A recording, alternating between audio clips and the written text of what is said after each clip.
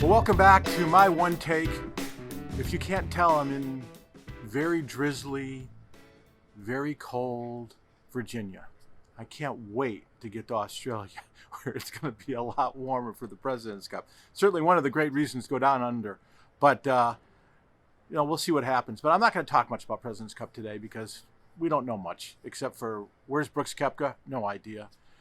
Jeff Ogilvy had some comments about Tiger Woods, which I'm going to talk about hopefully on my podcast on Morning Listen. I'm sent a note off to Jeff Ogilvy saying if he's willing to talk. So let's see if Jeff is willing to spend some time with us that you would hear on Friday.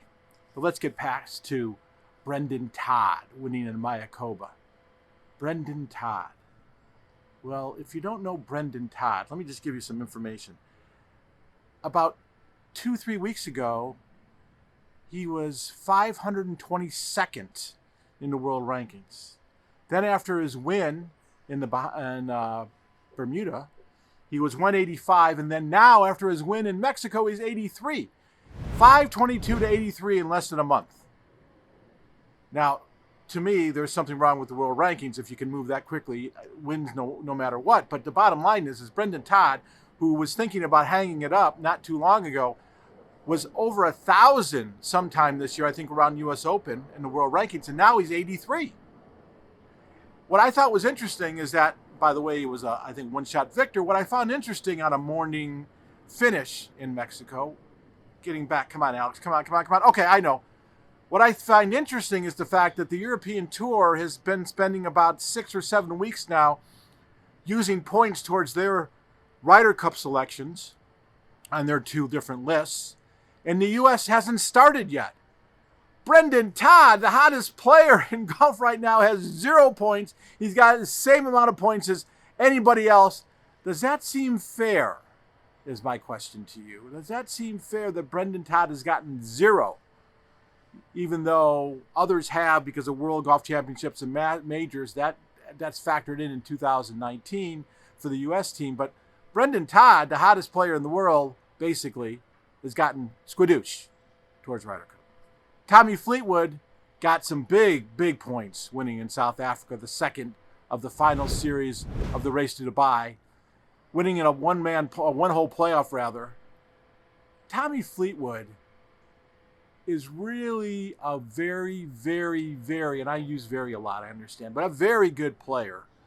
And when you see him playing at his optimum, it is pretty interesting. You really got to start wondering who the guy now is number 10 in the world. You got to start wondering how good Tommy Fleetwood is. Starting to get a feel for things. Clearly didn't have the best season. That's what happened last week at Tyrrell Hatton winning in Turkey. But all of a sudden, Tommy Fleetwood finds a way to win in South Africa, and I think he's got a chance for the Race to Dubai. But that's not the point. Where he's really got a chance now is he's definitely going to look at being on that Ryder Cup team. You know, these guys come out of the woodwork. Brendon Todd, Tommy Fleetwood, last week Tyrrell Hatton. I mean, it's just amazing how maybe you're not having a good season and all of a sudden you perk up. I don't know what it is. It must be a fall thing. One thing I didn't mention about Mayakoba is Russell Henley. Russell Henley, second round, not bad. Goes sign some autographs, including signing some balls. Looks down and realizes the ball he's got in his hand, which came out of his bag, is not the ball he plays with. Then in turn realized in a stretch of about 4 holes, he played with the wrong ball. There's a 2-ball rule on the PGA Tour. Boom, 8-shot penalties. Comfortably making the cut. Now 2 shots outside the cut line, misses the cut. That stuff happens. I don't know if you blame the caddy or Russell or whoever. I understand that. That stuff happens. But what I found most curious is the fact that it took 90 minutes after Russell went back to the officials and told them what was going on. It took them 90 minutes to figure out what they should do. 90 minutes? It should take 9 seconds, for goodness sakes. I played with the wrong ball. I played with it for 4 holes. It's an 8-shot penalty. I'm done. You really need 90 minutes? Boy, if they used that theory in the NFL, we would never watch the end of the game. Certainly wouldn't have watched the Bears getting trounced by the Rams last night. Miguel Angel Jimenez had a tweet that I saw about the way things are going now in professional golf. We should go from 14 clubs to 10 clubs. Now, for all of you old timers, you can remember the days when it didn't matter how many clubs you had in the bag because there was no restriction. but there is a restriction now. And I think Jimenez is right on point. I don't know if 10's the number, but I think he's right on point in regards to the fact that we should start limiting or restricting the amount of clubs players can have in their bag. We want to see shot making again. Everybody wants to see shot making again. That was the argument when tennis changed back to what they did, because they thought it got crazy with the rackets and the balls and everything else. They wanted to see shot making. We want to see shot making. Shot making is what it's all about. I don't care if I watch a guy hit it 300 yards down the middle of the fairway and there's 25 of them behind him doing the same thing. I don't want to see that. I want to see a guy be able to turn the ball over or do some different things.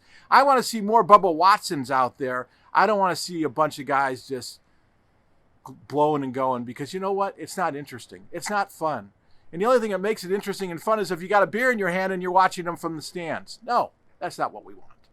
So I think Jimenez has got something there. The question is would the PGA Tour be willing, even if the USGA doesn't have that restriction changed in the rules, would the PGA Tour be willing to go ahead and restrict from 14 down to another set of clubs? It is a conversation that I expect will come up at some point, and it's a conversation that I'm going to have with some players when I see them in Hawaii this year. The women are playing the CME Group Tour Championship.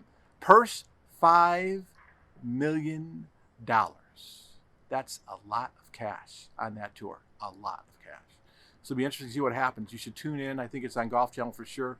I don't know where else it might be, but you should definitely tune in, because money makes people do crazy things on a golf course. That amount of money for those women is going to make them do some really crazy things, I'm sure. And it'll be interesting to see how they handle the situation.